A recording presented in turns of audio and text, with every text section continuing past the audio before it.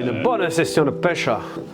Il y a 10 ans, tu vois, on se connaissait pas avec Fred. Moi, je voyais Fred, il faisait les compétitions, il faisait des moyennes, des pêches de fou, quoi. Des compétitions, le gars, dans son week-end, il fait une moyenne à 82 cm de barre. 82, enfin des barres de plus de 80 déjà, t'en pêches pas tous les jours, quoi.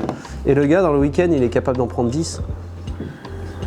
Ah lui, c'est incroyable. Bon, c'était une autre époque aussi, il y avait encore beaucoup de poissons. Fish n'était pas passé par là. Hein. Une époque où il y avait des leurres et il fallait savoir les animer, quoi. Il y avait un savoir, quoi. Il fallait les animer. Il fallait les animer, c'était le début aussi, hein. Ouais. Le début de la pêche au leurre souple. Bah, ouais, en fait c'est ça, je crois qu'ils avaient jamais vu un shad avec des grosses têtes plombées, donc en fait on allait chercher des gros poissons par 20 mètres de fond, ce que personne faisait jusque-là. Et moi je me souviens de ce petit gars que j'avais interrogé là, et qui m'avait dit bah je trouvais pas ce que je voulais. Je me souviens qu'à l'époque tu pêchais à l'Octudie, dans l'estuaire, ouais. Il y avait plein de goémons. Et t'as plein d'algues vertes en suspension et tout, et les barres sont quand même calées en dessous. Et plus t'as de bouffe avec le courant dans les algues, il y a des puces, des crevettes, des crabes, des trucs. Et la pêche était hyper compliquée.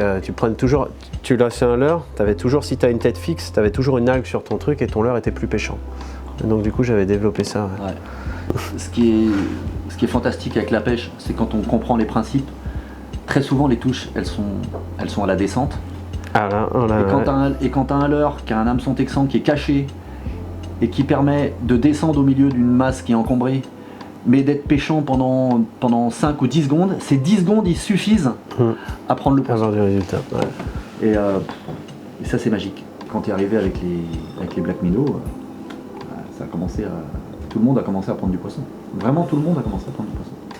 Et là, après 10 ans de recul, je me dis, mais effectivement, il y a un truc vraiment. Je pense que la nage de ce leurre, tu vois, quand il se déplace, c'est. En fait, moi, ce que je pense, c'est qu'il a une espèce de signature dans l'eau, comme un sous-marin qui est capable d'identifier les sons et va te dire, bah, ça, c'est un bateau de pêche, tu vois, à l'aveugle. Le prédateur, il est un peu pareil. Il voit pas sa proie, il la ressent par des signaux. Et pour lui, le Black Minnow, il fait pas la différence entre un poisson vivant tellement la nage, c'est très subtil, hein. On l'a vu des fois, on pêche des vitesses de récupération, des trucs.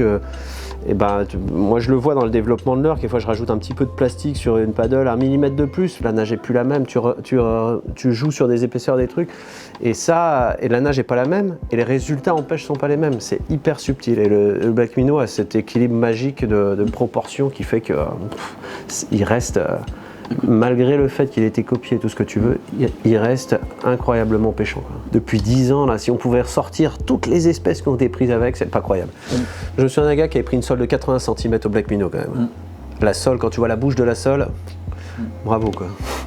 On avait des photos d'enfants, des tout petits là, qui prenaient des poissons énormes.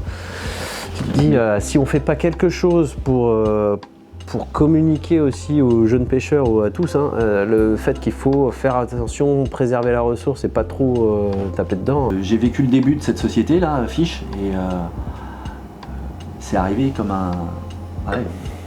on disait tout à l'heure une étoile filante, mais non, une comète, parce que ça revient tous les ans avec des nouveautés. Et bon, évidemment le Black Minnow ça a été la révolution, je crois que c'est. Et nous, dès le départ, hein, quand on a vu l'efficacité du Black Minnow, on a tout de suite aligné Fish and Release sur tous nos t-shirts et toute cette communication qu'on a autour de la marque. On a toujours dit aux gens, faites attention, quoi. C'est vraiment, enfin, on a quelque part, on a l'impression, on a un leurre là qui est terrible, quoi. On en a encore à apprendre. Hein. Ouais. Eh ben, on va en passer du temps encore. Ouais, c'est clair. Bon, allez.